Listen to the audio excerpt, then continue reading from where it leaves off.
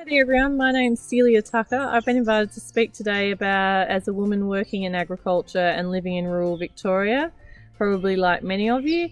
I live on a farm with my husband Jack and two young children who are 3 and 5 years old, just south of Ararat in the Grampians region of Victoria. Jack and I have a meat sheep operation, 2,500 breeding Dorper ewes, and we also do a little bit of cropping on the side.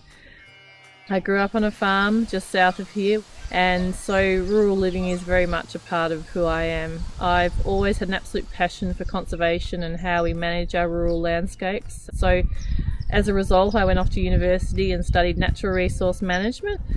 I'm so excited to be back on a farm and being able to apply the skills and knowledge that I learnt while I was away at uni. Fortunately, Jack and I have a really shared vision as to how we approach our farm business. We are both very conservation minded, so obviously we want to be really productive and profitable in our business like any farmer, but we are thinking about the long term. So we want to make sure that we're not just making money from it now, but the people who take it on from us, whether that's our children or someone else, has a piece of land that's in a better state of health than when we first got it. To achieve this is to improve soil health with a particular focus on soil biology, and we also really try to increase biodiversity. We focus on improving pastures and replacing them with a diverse perennial pasture. We rotationally graze our sheep so that pastures are well rested. We have reduced our paddock sizes to ensure that grazing is done efficiently across our whole farm, and we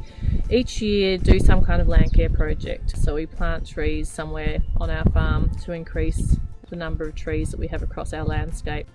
In 2016 we established a 55 hectare wildlife sanctuary by putting up a predator-proof fence to keep foxes and cats out of the sanctuary and to allow our native wildlife to really thrive within that sanctuary area.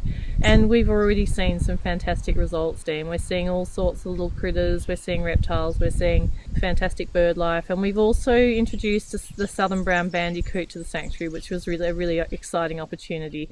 So we have a lot of fun up there, and we manage the pastures in the sanctuary in the same way that we manage our pastures across our entire property. 3 main focuses for me in my day-to-day life is our family and our business, and also the contribution that we make to our community. I'm sure many of you can relate to finding the right balance, and it can feel like a real juggling act at times.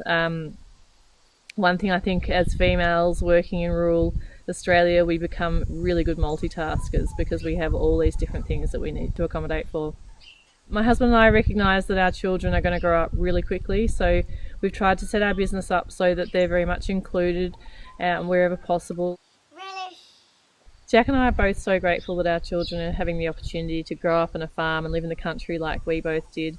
It provides an opportunity and freedom to develop amazing practical skills and develop a resilience that will hopefully carry them through their entire lives. When I think about how I contribute to my community, I am very aware that rural communities rely on the goodwill of people who live within them and to contribute in some way. For me personally, it's been about finding ways in which I can have the most positive contribution using the skills and experience that I have. For me, that's been probably in the land care space, and I hope that over the years I'm able to contribute towards creating really positive changes in relation to land management in this region. Living in a rural area really does provide you with an amazing opportunity to develop such a broad set of skills, and 2 that spring to mind for me is being innovative and being able to problem solve.